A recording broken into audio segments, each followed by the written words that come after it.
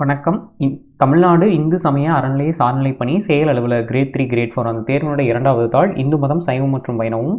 அதில் இந்து மதம் கூறக்கூடிய இதிகாசங்களை பற்றி நம்ம இன்னைக்கு பார்க்கலாம். இதிகாசம் அப்படிங்கன்னா ஐதீகத்தை நிரூபணம் செய்யும் வரலாறு என்று பொருள்.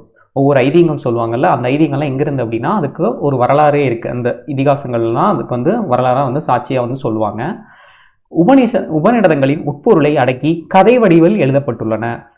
வேதத்தின் கடைசி பகுதிகள் தான் இந்த உபநிடதங்கள். அதோடைய உட்பொருளை அடக்கி இது கதை கூற வடிவத்தில் எழுதியிருக்காங்க. இதிகாசங்கள் அப்படின்னா நமக்கு தெரிஞ்சது தான் ராமாயணமும் மகாபாரதம், இந்த ரெண்டும் தான் இதிகாசங்கள் அப்படின்னு சொல்லுவாங்க. இப்போ முதல் இதிகாசம் ராமாயணம்.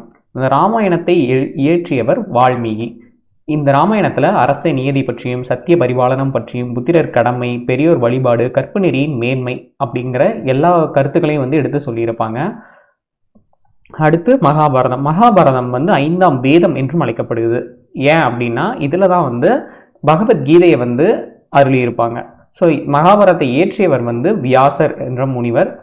இதில் இல்லாததும் இல்லை, வேறு எங்கும் சொல்லப்படவில்லை அப்படிங்கிற அளவுக்கு நல்லவர்கள் தீயவர்கள் மட்டும் இல்லாமல் நல்லவர்களே தவறிழைக்கும் போது அவங்களுக்கு கிடைக்கிற தண்டனைகளை தொடங்கி எல்லாமே இதில் கூறப்பட்டிருக்கு.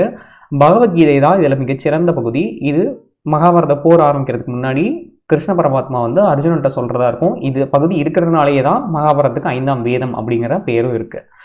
இந்த 2 இதிகாசங்களும் தர்ம அதர்மம் போராட்டத்தில் கடைசியில் தர்மம் தான் முடிவில் வெற்றி பெறும் என்பதை நன்கு விளக்கியுள்ளன. இந்து மதம் கூறக்கூடிய இதிகாசங்களை பற்றி நம்ம பார்த்துருக்கோம். திரும்ப இதை பார்க்கும்போது இதோட கருத்தை நம்ம முழுசாக உள்வாங்கிக்க முடியும். நன்றி, வணக்கம்.